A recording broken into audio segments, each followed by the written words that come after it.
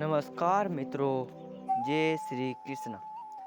मित्रों, आज हम सुनेंगे कि युद्ध के मैदान में श्री कृष्ण ने गीता क्यों कही। महाभारत का युद्ध शुरू होने वाला था।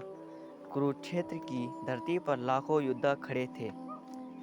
एक तरफ कौरव की विशाल सेना, दूसरी तरफ पांडवों की सेना। शंख बज चुके थे। युद्ध बस शुरू होने ही वाला था, लेकिन तभी कुछ ऐसा हुआ जिसने पूरी दुनिया का इतिहास बदल दिया। महान योद्धा अर्जुन अचानक निराश हो गए। उन्होंने अपना धनुष नीचे रख दिया और युद्ध करने से मना कर दिया। तभी उनके सारथी श्री कृष्ण ने कहा, ऐसा ज्ञान दिया जिसे आज पूरी दुनिया भगवत गीता के नाम से जानती है। लेकिन सवाल आज भी वही है, आखिर श्री कृष्ण ने गीता का ज्ञान युद्ध के मैदान में ही क्यों दिया। जब अर्जुन ने युद्ध भूमि में देखा कि सामने उसके अपने लोग खड़े हैं, उनके गुरु द्रोणाचार्य, उनके पितामह भीष्म और कई रिश्तेदार, तो उनका दिल कांप उठा। अर्जुन ने कहा, हे कृष्ण, मैं इन सबको मारकर राज्य नहीं चाहता। ऐसी जीत का क्या फ़ायदा जिसमें अपने ही ना रहे।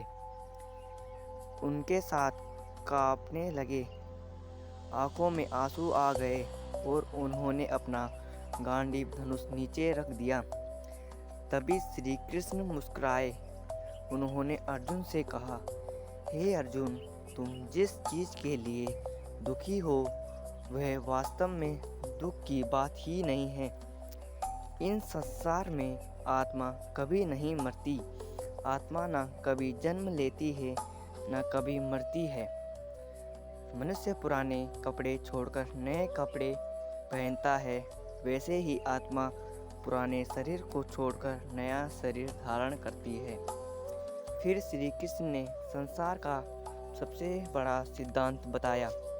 उन्होंने कहा, कर्म करो, फल की चिंता मत करो। मनुष्य का अधिकार केवल कर्म करने में है, फल पर नहीं। अगर तुम अपने कर्तव्य से भागोगे तो यह अधर्म होगा। इसलिए बिना डर और बिना मोह के अपना कर्तव्य करो। श्री कृष्ण ने अर्जुन को समझाया कि यह युद्ध सिर्फ राज्य के लिए नहीं था, यह युद्ध था धर्म और अधर्म के बीच। अगर पांडव हार जाते तो अधर्म की जीत हो जाती और पूरे संसार में अन्याय फैल जाता। इसलिए अर्जुन का युद्ध करना ही उनका धर्म था। जब अर्जुन को अभी भी संदेह था, तब श्री कृष्ण ने अपना विराट रूप दिखाया। अर्जुन ने देखा कि पूरे ब्रह्मांड का रूप श्री कृष्ण के अंदर है। देवता, ग्रह, तारे, सब कुछ उसी रूप में समाया हुआ है। तब अर्जुन को समझ आ गया कि श्री कृष्ण कोई साधारण मनुष्य नहीं है। श्री कृष्ण का ज्ञान सुनकर अर्जुन का डर खत्म हो गया, उनका भ्रम दूर हो गया। उन्होंने फिर से अपना गांडीव धनुष उठाया और कहा, हे कृष्ण, अब मेरा मोह समाप्त हो गया है। मैं आपके आदेश का पालन करूंगा। और इसके बाद शुरू हुआ महाभारत का महान युद्ध। लेकिन उस युद्ध से पहले जो ज्ञान मिला वह पूरी मानवता के लिए अमर हो गया। आज भी भगवत गीता हमें सिखाती है, अपना कर्तव्य करो, डर और मोह के ऊपर उठो।